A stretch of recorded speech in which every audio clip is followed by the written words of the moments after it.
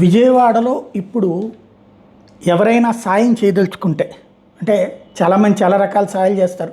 బియ్యం, పప్పులు, ఉప్పులు ఇవ్వడానికి చాలామంది ముందుకొస్తున్నారు. నేను చాలాసార్లు చెప్తున్నా, అది ఆల్రెడీ ప్రభుత్వం కూడా ఇస్తోంది కాబట్టి నో ప్రాబ్లం. చేయగలిగితే మనం 10 మందిని పని చేసుకునేటట్టు హెల్ప్ చేయగలగాలి. అది అవకాశం ఉంటే ₹1,00,000 ఖర్చు పెట్టేవాళ్ళు 10 మందికి 10 ఆటోలు నడిపే వాళ్ళకి 10 మందికి తలా 10,000 పెట్టి ఆటో రిపేర్ చేయిస్తే, ఆటోలన్నీ ఇప్పుడు నీళ్లలో మునిగిపోయినాయి.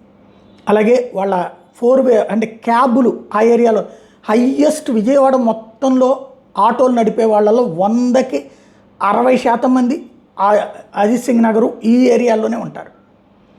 అవి పాడైపోయినాయి. వాళ్ళ రిపేర్ చేయడానికి అయ్యేటటువంటి ఖర్చు ₹1,00,000 పెట్టేవాళ్ళు ఒక 5గురిది రిపేర్ చేయిస్తే వాళ్ళు బాగుపడతారు. 10 లక్షలు పెట్టేవాళ్ళు 100 ఆటోలు రిపేర్ చేయిస్తే వాళ్ళు రేపు పొద్దున పని చేసుకుని బతుకుతారు. అట్లాగే చిన్న చిన్న తినుబండారాలు అమ్మే బండ్ల వాళ్ళు ఉంటారు. వాళ్ళకి కాస్త సహాయం చేయగలిగితే బాగుంటుంది. ఒకళ్ళకి చేసిన మనం ఒక కుటుంబం బాగుపడుతుంది. అట్లాగే చిరు వ్యాపారులు ఉంటారు, అంటే బడ్డీ కొట్లు ఇట్లాంటి వాళ్ళకి ఆ సామాన్లు కొనిస్తే ఓ 10,000, 15,000, 25,000 అయితే ఒక కుటుంబం బాగుపడుతుంది. ఈ రూట్లో అంటే మీరు చేసేదాన్ని ఏం తప్పు పట్టట్లేదు.